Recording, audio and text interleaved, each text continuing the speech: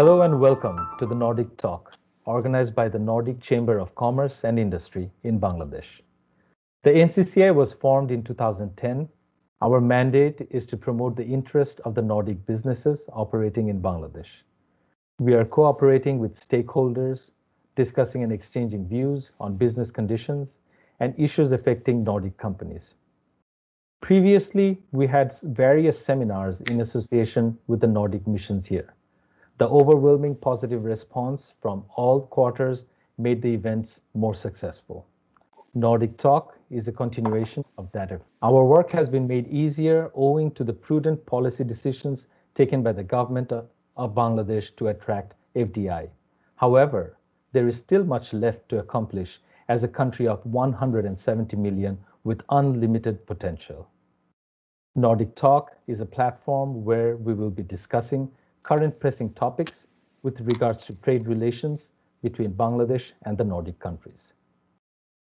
We will be talking about success stories, recent events, and also any roadblocks or struggles that Nordic companies may come across. The purpose of Nordic Talk is to create a dialogue between the Nordic companies and other stakeholders in order to create a more dynamic and supportive environment where trade relations can flourish.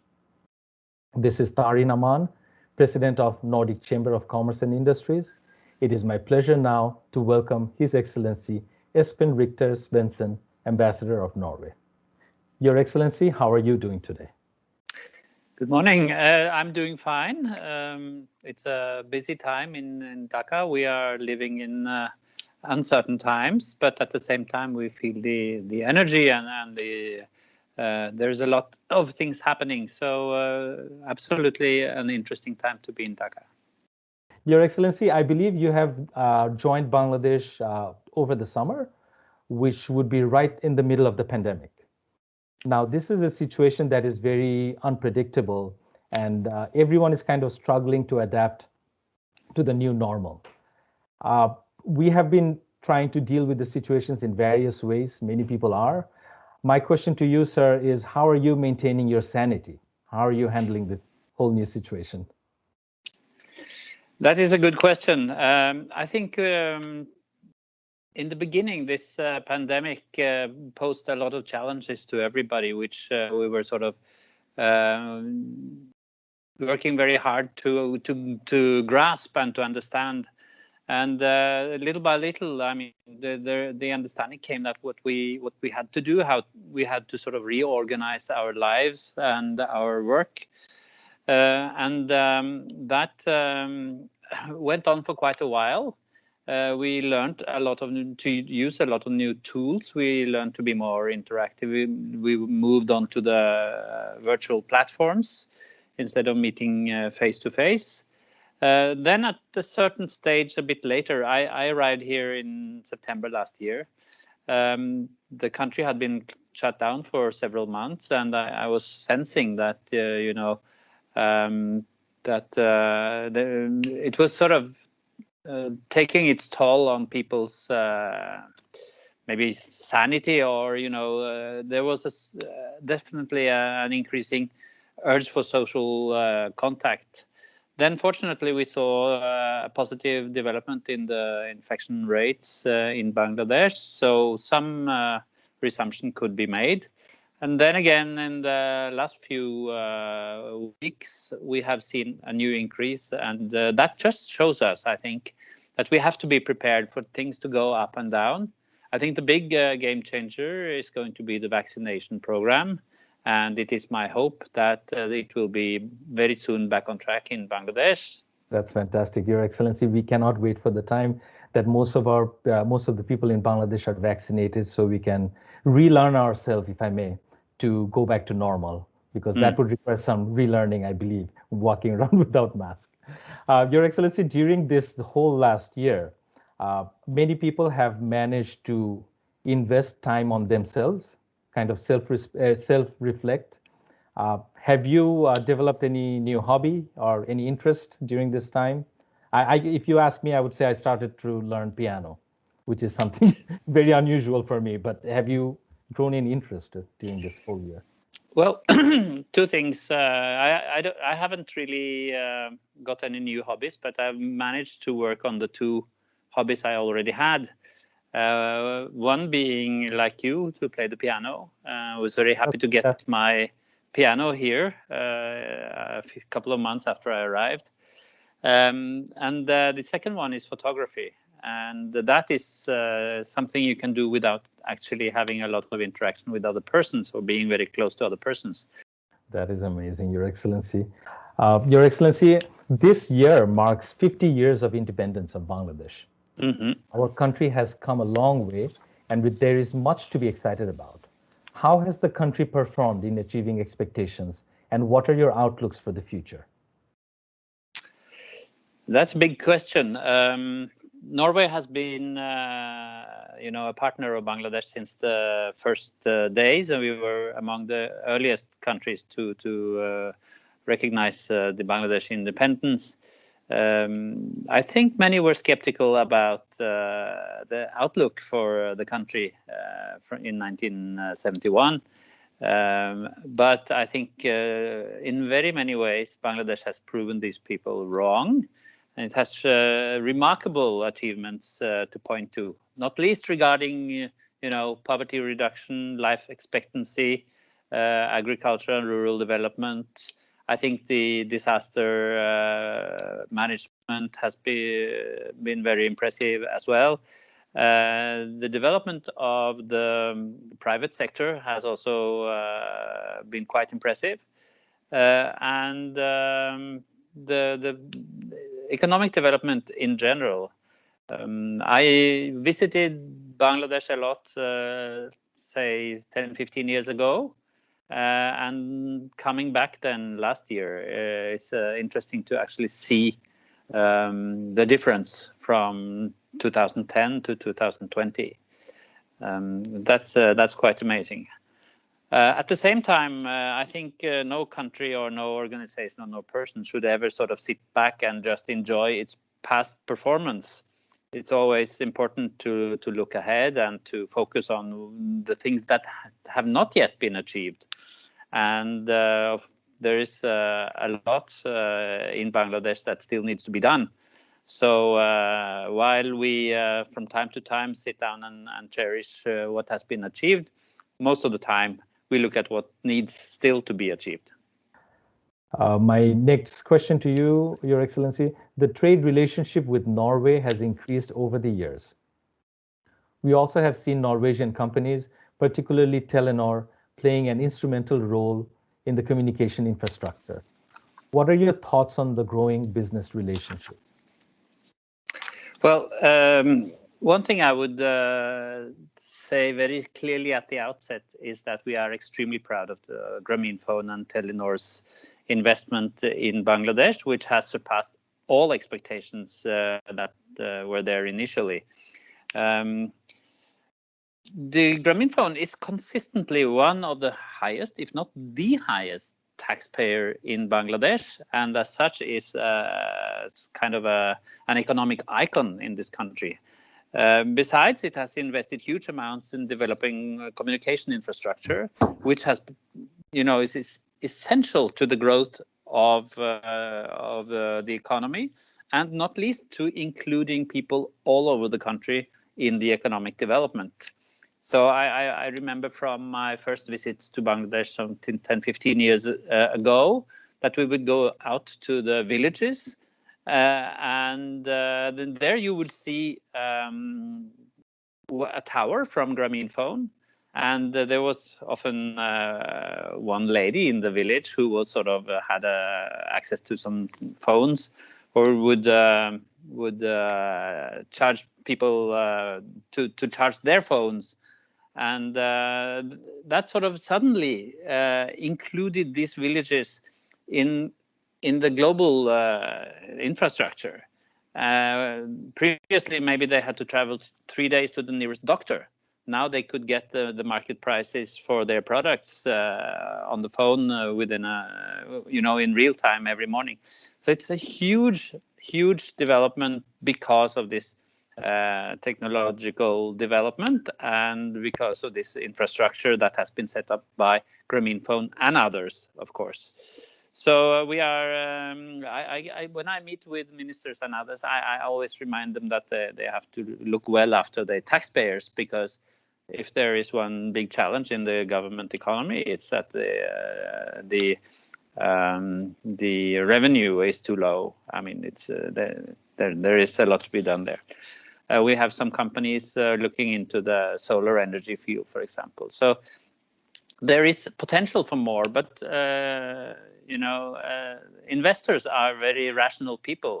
They make rational decisions. They do risk assessments. They do all these kind of things. And I think that I think that there is a need for a general improvement in the investor climate in Bangladesh to actually attract investors on a higher scale. I saw in the newspapers today that the FDI figures are not looking good. So we have some excellent companies. We want to have more, but it's not only up to us, it's also up to Bangladesh. Your Excellency, what are some of the potential areas for attracting Norwegian investments in Bangladesh? I think, anything with the word green in front of them. Green technology is, I think, very relevant. Green energy is another. And information technology. I mean, Norway is a very tech-savvy country with a lot of high-tech companies in the IT sector. And I think the potential for more investments from those kind of companies are good. I think regarding the green energy, for example, the renewable energy, I think also it's very much in Bangladesh's interest to have more solid players come into this sector. So I'm really hopeful. We have some Norwegian companies actually looking into this at the moment, or planning to do some investment here. I really hope this will be successful and that it can be followed by others. And there are many other ways also of many other kinds of renewable energy, for example, hydropower. There are huge rivers here with an enormous flow of water. And it doesn't have to be, steep waterfalls to make hydropower. It's enough that it's, moving steadily. So I think there is good potential for some of the sectors where Norway has strong companies. That actually connects very nicely to my next question. Your Excellency, two of our very big events from Nordic Chamber has been sustainability and green growth, and the other event is ease of doing business. We have been doing these two events every year in person. Unfortunately, last year it was not possible to do it in person. How important do you think these events or these initiatives are? I think on the ease of doing business, which is sort of the general investment climate, it's an extremely important dialogue to have from the sort of private sector with the government. Because what is needed, one of the things needed is a better infrastructure, better framework for an investment, a level playing field, fair competition, this kind of thing. I'm not talking about any kind of subsidies or anything like that, but just make sure that everybody's sort of competing on the same terms.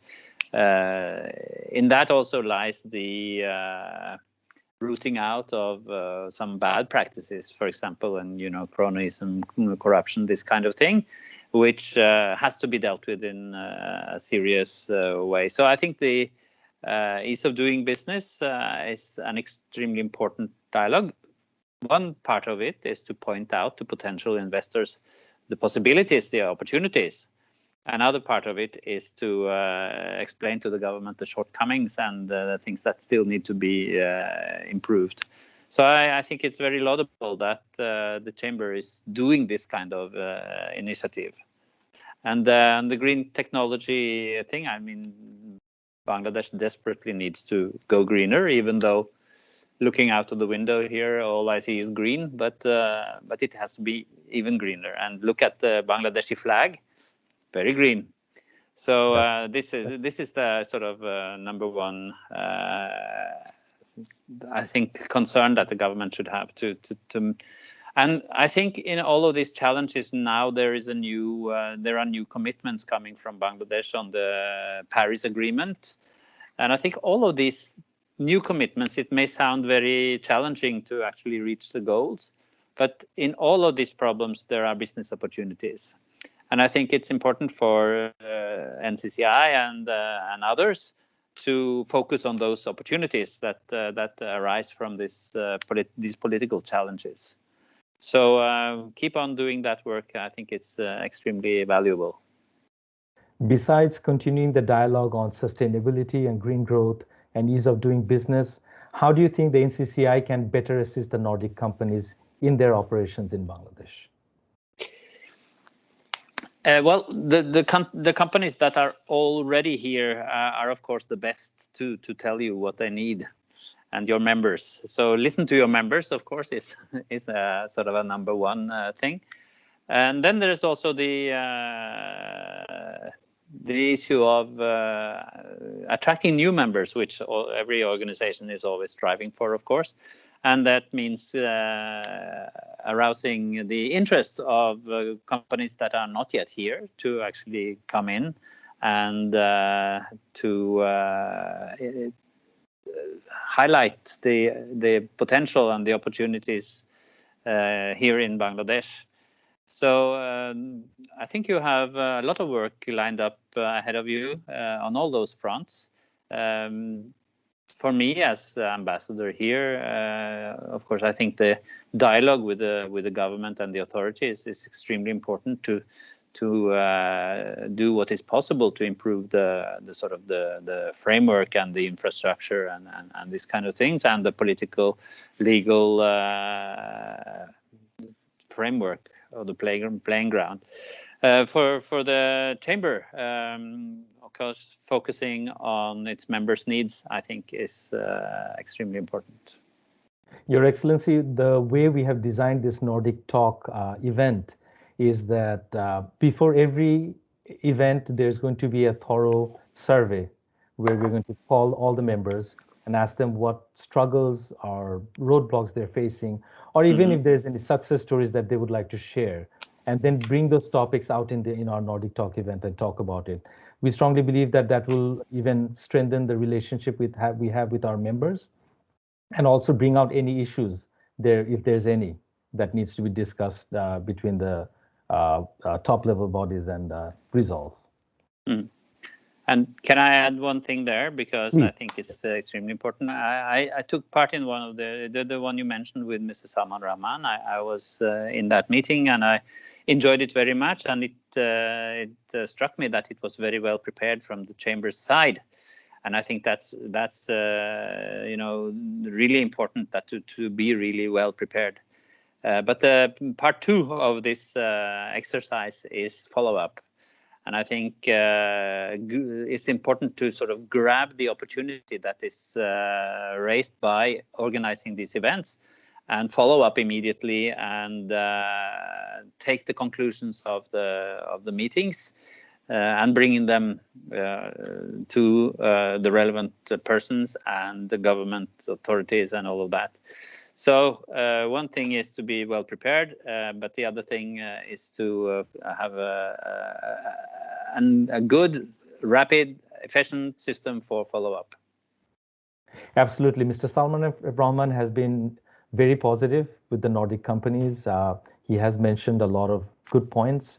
Digitization that Salman Rahman was emphasizing on is going to create more opportunities for Nordic companies to grow their businesses over here.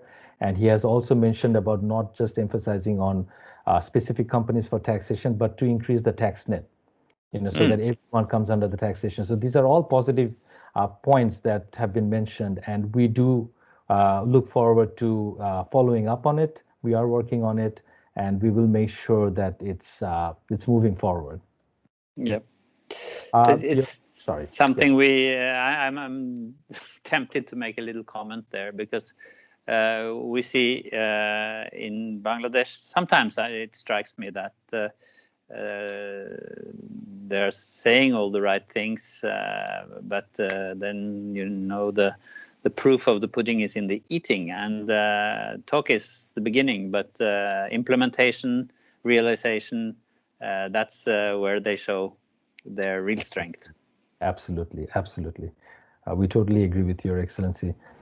This brings towards the end of our event today. Your Excellency, the pandemic has altered our way of life, and we are adapting to the changing circumstances. Since we cannot have in-person events, the NCCI has resorted to increase our virtual presence to reach the business community. As such, we are hosting this series called the Nordic Talk, discussing pressing issues of the time with relevant stakeholders. What are your thoughts on the Nordic Talk? I think it's sort of it's a very good way of grabbing the opportunities that arise out of this pandemic. Everybody in this country and in every country has had to learn a lot of new tools, new ways to gain information, to share information, to discuss. So I think it's laudable that the NCCI is also taking these tools into use. They have many advantages and a few shortcomings. I think it's important to focus on the advantages, the way you can actually reach out to more people. You can include more people in your events. Even, I think this is very important, you can include and you can reach Nordic companies that are not yet in Bangladesh. So without persuading them to travel to Bangladesh. So there are several good opportunities, and I'm very happy to see that the NCCI is using those opportunities and organizing this kind of events. And of course, we hope that soon we will be meeting again in person, but I'm very sure also that the webinars and the virtual way of working will be with us also in the future. So good luck with the continuation of this very excellent initiative. Thank you, Your Excellency, for your time and your invaluable support for the NCCI. We hope you have a wonderful summer, and we look forward to working with you and the mission on our upcoming events. Thank you so much. Thank you for this opportunity to actually talking to you and to sharing some opinions and views. So thank you. Dear viewers, thank you for joining us. We will be back with more episodes on current topics. So stay tuned and stay connected.